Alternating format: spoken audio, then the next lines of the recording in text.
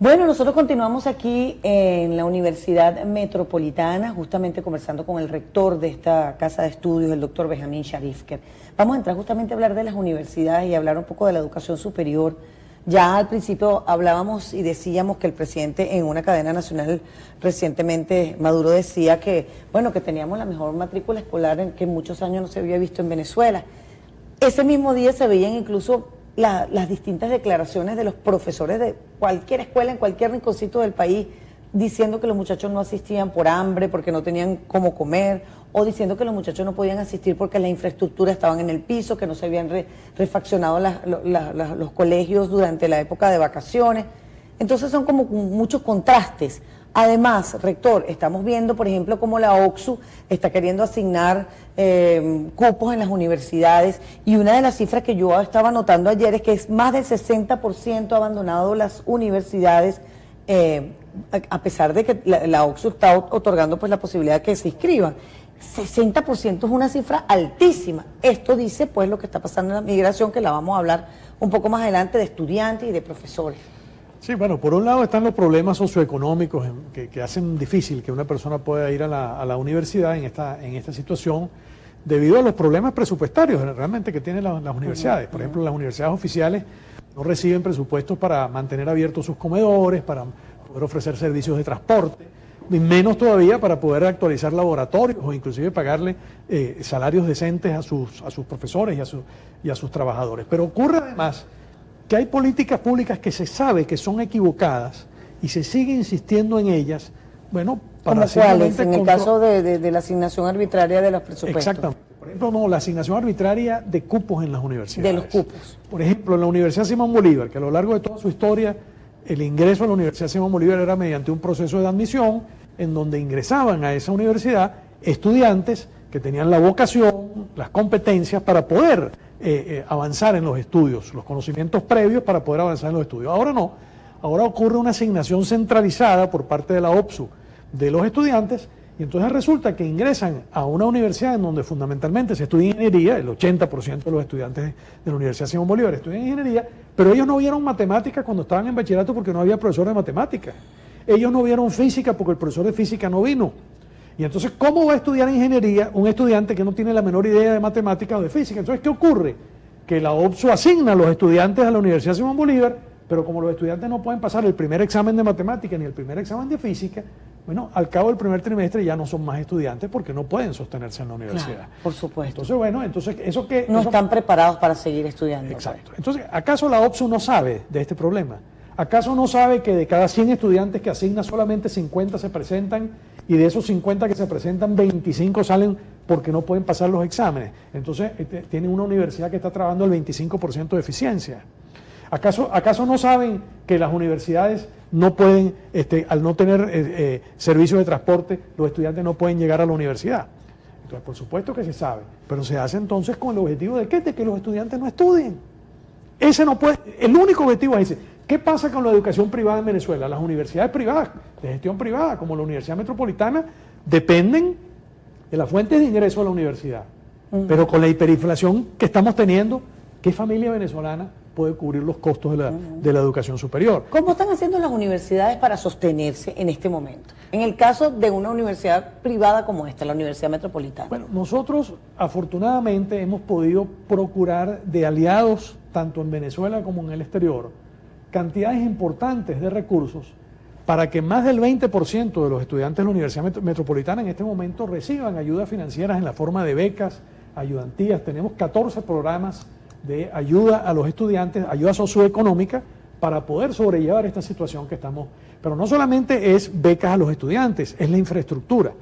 Estamos haciendo un esfuerzo muy grande para mejorar la velocidad de acceso a Internet. No podemos tener ahora una experiencia universitaria, una experiencia educativa, una experiencia de construcción de conocimientos, de investigación, de servicio a la sociedad, si no tenemos acceso a la información. Entonces estamos ampliando mucho el ancho de banda de la universidad gracias a recursos que hemos procurado afuera, lo mismo que recursos para equipamientos de laboratorios y para equipamiento de las aulas para poder tener medios audiovisuales. Sin embargo, doctor, hay una importante diáspora, hay una importante migración de estudiantes y de profesores, independientemente de todos estos beneficios que ustedes le pueden otorgar a los estudiantes que no tienen el recurso socioeconómico para estudiar en esta universidad, pero que para muchos padres también resulta muy complicado tener que pagar una matrícula universitaria, obviamente que tiene que estar a la altura de la educación que reciben, pero la situación hace que los muchachos migren, que se vayan.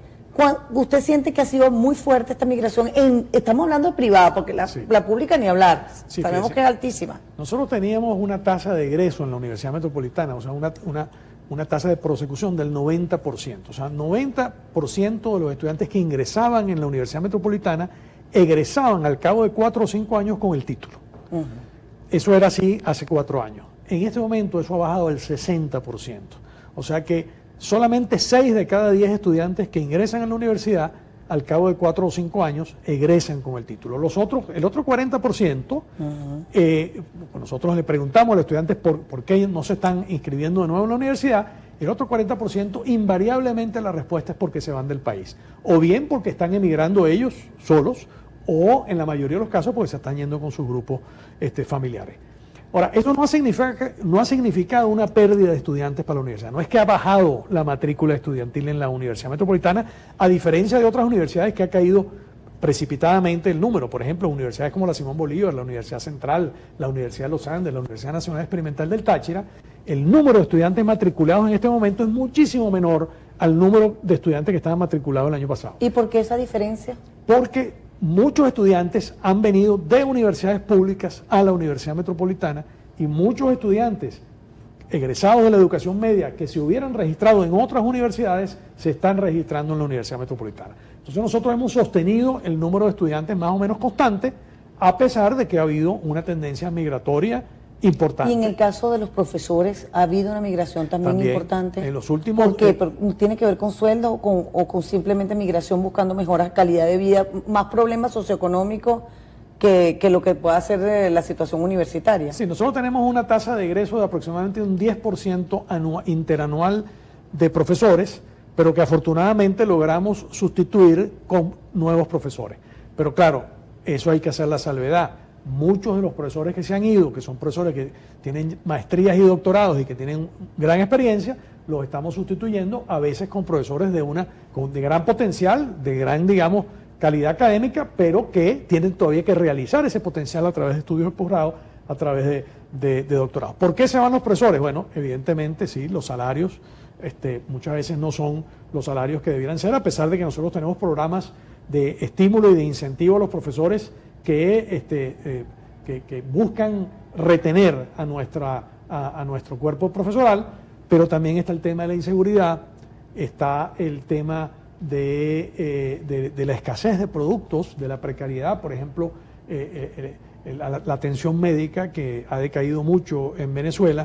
No hemos podido sostener en nuestra universidad, como en otras universidades, sistemas de salud como para poder brindar garantías al personal de que en caso de enfermedad ellos y sus grupos familiares sean apropiadamente atendidos. Esos son temas que estamos tratando nosotros de mejorar, también gracias a las ayudas o las alianzas que hemos logrado hacer tanto con empresas venezolanas como empresas en el exterior. Hablando también de lo que llaman, que es algo muy respetuoso para quienes hemos estudiado en las universidades, es una palabra importantísima que siempre se le ha dado como que el valor que merece, la autonomía universitaria. El gobierno, el ejecutivo interviene mucho en lo que significa la autonomía universitaria. ¿Cómo afecta esto a lo que es el valor importante de una universidad, a lo que sale de aquí, de estos estudiantes, a las investigaciones que salen de las universidades? ¿Cómo afecta esta intervención del ejecutivo en la autonomía? Primero de todo, la autonomía universitaria es el principio fundamental de gestión universitaria. O sea, una universidad que dependa de una influencia constante externa y que no pueda tomar decisiones sobre sus programas de estudio, no es una universidad. Es otra cosa, pero no es una universidad. Y la interferencia del régimen con las universidades va no solamente por el plano económico, que ya hemos hablado, no solamente por la asignación de estudiantes a las aulas de clase, sino también porque se pretende que los programas de estudio de las universidades estén orientados según el plan de la patria, que es una orientación ideológica y que viola los principios más fundamentales de la autonomía universitaria. Se impide que se renueven la gerencia de las universidades. En las universidades públicas, desde hace ya una década, sí, que tribunaliciamente, desde el Tribunal Supremo de Justicia, se ha impedido la elección de las autoridades universitarias. Entonces, al no poderse renovar los liderazgos, hay un desgaste natural de las instituciones. Entonces, hay una interferencia, y luego está la interferencia violenta directamente. ¿Cuántos incidentes violentos no hemos tenido en las universidades venezolanas? Nosotros el año pasado, en el año 2017, tuvimos varios incidentes violentos motivados por las fuerzas de seguridad del Estado en la Universidad Metropolitana, dentro de nuestro propio campus universitario, sí, con invasión del campus, con bombas lacrimógenas, con perdigones, con persecución de estudiantes dentro del campus universitario. Constantemente tenemos cuerpos de seguridad del Estado que vienen a la universidad pretendiendo detener estudiantes nuestros. Eso continúa. Nosotros, por supuesto que tenemos una política donde nosotros no permitimos, por supuesto, que vengan los cuerpos de seguridad del Estado a interferir con el hecho académico, que es un hecho que tenemos que hacer en atención a la autonomía universitaria, pero sobre todo en atención a el sosiego que se requiere para poder investigar, para poder crear, para poder entender la realidad y a través de ese entendimiento de la realidad poder formar las generaciones que nosotros necesitamos en Venezuela para construir Venezuela y para recuperarlo del desastre, porque no tenemos otra palabra para describirlo. Es el desastre que estamos viviendo en este momento en Venezuela. El doctor Benjamín Sharif, es nuestro invitado en el día de hoy, ya en la parte siguiente, es nuestro final de la entrevista. Les agradecemos muchísimo a nuestros amigos de Instagram, @BPI-TV, por allí nos están siguiendo, por allí están comentando de cualquier parte del país, y ustedes también. Recuerden que esta entrevista va a quedar siempre colgada en nuestra galería en BPI-TV para que la vean cuando ustedes quieran, así que corran la voz y bueno, en la próxima parte ya para las conclusiones volvemos con ustedes.